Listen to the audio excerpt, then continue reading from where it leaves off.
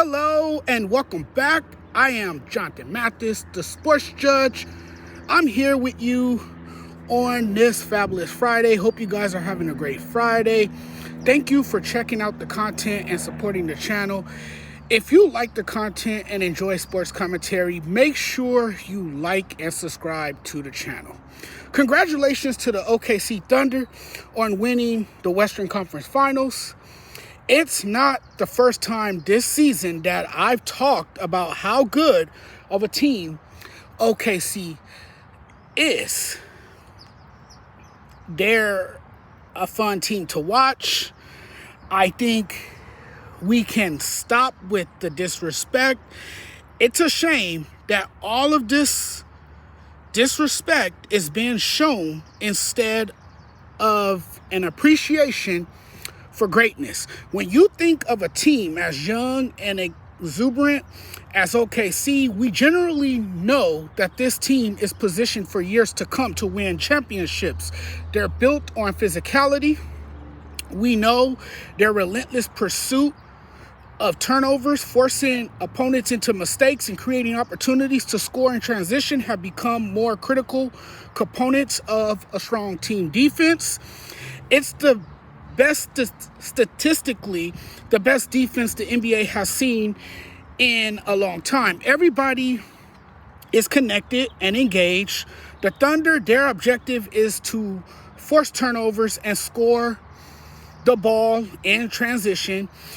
You got a lot of smart, interchangeable scorers, defenders, and pieces, and they all fit. That's clearly their identity. So when you ask what's the OKC Thunder's identity, my answer is defense, defense, and more defense. And of course, the presence of Shai Gilgeous-Alexander, who is clearly the leader on this team. Winning the MVP award wasn't an accident.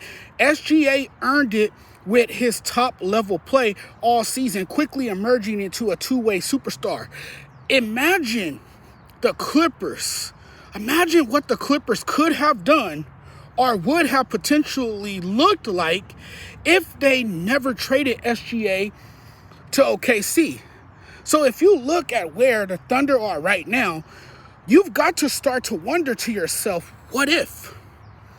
What if the Clippers had not given up 5 first-round picks, 2 pick swaps, and Shai Gilgeous-Alexander? I want you to think about that for a second. Now, it can be said that the Clippers didn't know Shai would eventually become the superstar he is today when they traded him away in a deal that brought Paul George to the team in 2019. So at the time, nobody thought he would turn out to be this good 5 years later. And you look at him 5 years later, he's the star of his team, the league MVP, potentially the future face of the NBA. Get to know him. Get to know this team, because this OKC squad has something. The overall way this roster is constructed, that they're not just a one-and-done team. What they've done this season that may not be duplicated next season, because think about it this way. After a team makes it to the NBA Finals, you will have increased expectations the following season. So OKC undoubtedly comes into next season with heavier expectations. It's harder than you think to sustain a championship level team, even if it seems like we're looking at the next dynasty. I've given my full attention to the OKC Thunder. I think it's time to say they can absolutely be the next dynasty. They have all the pieces, and they're so young and deep. I believe we are seeing the start of the next dynasty right before our eyes with this OKC team. I mean, even if they lose a couple of players in the process, they are still set up for a long run. And that's just the nature of it. You can't keep a team together forever. Eventually, you start to move off some players.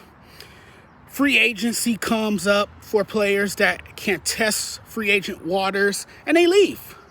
But I think if OKC plays this right, they could make a deep run every year and win multiple championships. Think about the way they're playing now, and think about the teams they're playing in the West right now. And look, we went into the postseason, okay, it's going to be OKC coming out of the West. The Lakers, you don't have much to worry about with them. LeBron James is old. Luka doesn't play a lick of defense. They're too small. Dallas is not scaring anybody after the Luka Doncic trade. Phoenix is going to break up that core, and Kevin Durant will likely be on a different team. The Clippers choke in the postseason. Denver, even with Nikola Jokic, is not a team you have to deal with in the West. And one thing we know is that OKC's swarming defense found a way to effectively limit and neutralize Jokic. And we thought maybe the Wolves would be the team that everybody would have to go through in the West. Turns out OKC is the team standing in everybody's way.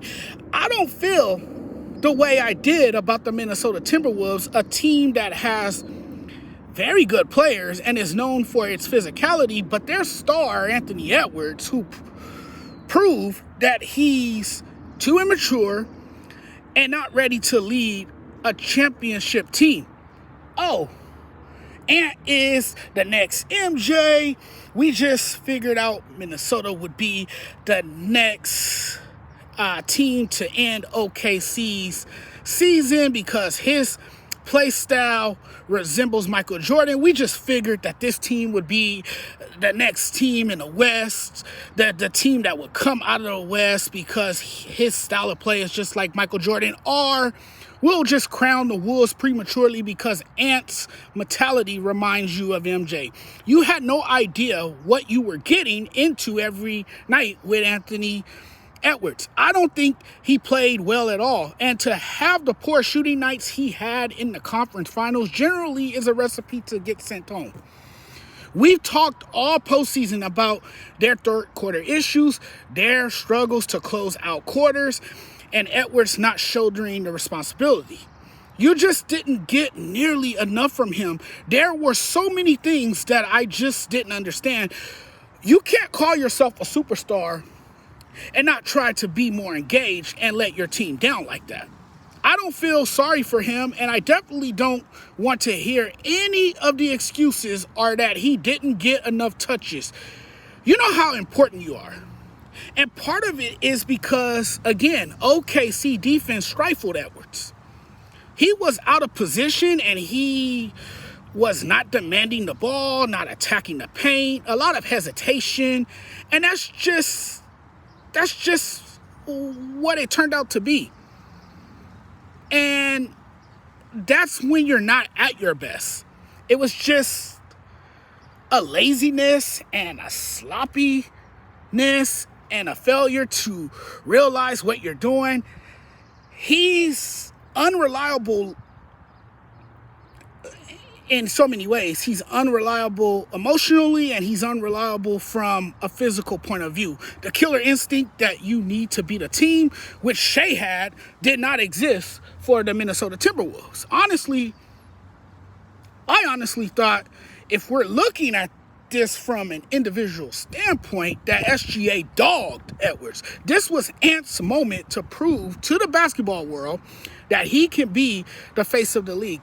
And Anthony Edwards, and this is not the first time, he lacked the heart, the mental toughness, and the MJ mentality that everybody says he adopts, and got clearly outplayed by Shea, who to me meets the criteria to be the face of the league. No doubt SGA performed at an MVP level. The tone was set often and early. I'm thinking he's going to take off to another level. It's why I'm going to go with OKC to win the whole thing. I'm picking Shea and company to win the championship. I can't see it any other way. Certainly, it's inspiring to see that type of performance from Shea. That's what you want from your superstar. A dominant 34-point performance led by their star in Game 5. They played a clean, disciplined game, defensive game. They scored buckets, forced turnovers as usual. That's the type of effort we've seen more often than not from them. As well as they played and holding Minnesota to just 9 points in the first quarter of Game 5, it was a defensive game, honestly. They wore Minnesota out, thoroughly outplayed them, took them out of their game completely. This is how great teams demoralize their opponents. It's a team that holds the ultimate blueprint for the type of team that the Wolves want to be when they grow up. It's remarkable that OKC is in this position after having built two completely separate top-level contenders. I don't think anybody felt like that was a reality, that this team can actively remodel their powerhouse for several years now and get to where they are so quickly. It's almost as if they short-circuited the typical development process. It would, I would assume the majority of people expect them to be crowned champions. Listen, we found out who they really are. And now, representing the West in the NBA Finals, they are NBA Final favorites, but they're also ridiculously young. Average age, 24.8. Their second and third best players have not even reached their prime yet. OKC has arguably the deepest roster in the NBA. The other things to come out of this is SGA is eligible for the extension. Chet, Dub, and Kaysen are all on rookie deals. You still have an overabundance of draft picks, and with a 12-man rotation, you can rotate guys in and out the lineup and have the same squad. A blend of talent, tenacity, and togetherness is what defines this team. It's beautiful basketball, a group built on trust and an elite standard of excellence. This team's size, depth, bench, scheme, and activity on the defensive side of the floor is sensational when you consider how young this group is and that they come into this with very little experience. The closeout game in OKC was an absolute annihilation, a devastation, a demolition. It almost feels like if OKC forces a team to turn it over 21 times because of 21 steals, that they're going to win the game. And because of what they can do right now, tear teams to pieces with their relentless defense, the energy, the urgency, you just start to believe that nobody can beat them. And what they can do right now is smoke teams with points off turnovers. I like all those things about OKC. To steal, to run, to get out in the fast break and score the way they did on the Wolves is where they'll beat you every single time. They're out there outrunning everybody, outplaying everybody, out hustling everybody, and pulling away. That's how you get separation. That's a recipe for winning championships. They're one of those teams that maybe is not the most likable or popular team, but could really create problems for the rest of the league because of their depth, defense, and ability to put you away early and beat you in every facet of the game. It's amazing to watch. That's the type of team that OKC is, and that's why you should be getting used to seeing, from them every year. You better get used to this. You better get used to seeing this, because this is going to be happening for the next 3 to 6 years. I mean, like I said, we're talking about a young and athletic team owning a physical Wolves team and beating them in just about every way imaginable. I started to think to myself, man, OKC has put together one of the finest NBA rosters ever assembled. And like, for them to be this young, it's kind of crazy to expect this from OKC. You're a top team in this league, and now you're just 4 wins away from winning an NBA championship. All right, everybody. Thanks for watching. That's all I have for you guys right now. I'm chilling here at the park. It's a warm, hot, sunny day, but I'm under a tree. I found a shady spot here at the local park, and I'm just hanging out, and I thought I would take a few minutes to chat it up with you guys about sports. I had to give my take on the OKC Thunder and what they did against the Minnesota Wolves in Game 5 to shut the door and advance to the NBA Finals, and now they have a chance to win the NBA championship, and I think they will win the whole thing.